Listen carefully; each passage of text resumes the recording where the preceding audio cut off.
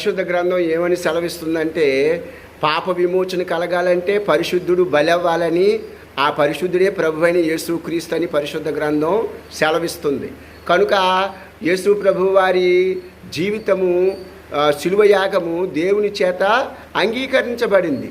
కనుక ఆయన బ్లెస్సింగ్గా మానవాళికి రక్షణ అనుగ్రహించాడు. దేవుని సిద్ధాంతం ప్రకారం, బైబిల్ సిద్ధాంత ప్రకారం ఎవరైతే యేసు ప్రభుని తన స్వరక్షకుడిగా అంగీకరిస్తారో వారికి విమోచన కలుగుతుంది.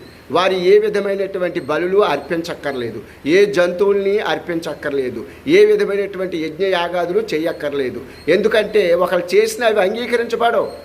ఎందుకంటే మానవాళి విమోచన కొరకు మానవుడుగానే ప్రభువారు బలయ్యాడు. కనుక ఆయన బలియాగమే తండ్రి చేత అంగీకరించబడింది. కనుక ప్రతి ఒక్కరూ ఆయనలోకే రావాలి, ప్రభువులోకే రావాలి. అదే బైబిల్ నియమం. కనుక యేసు ప్రభుని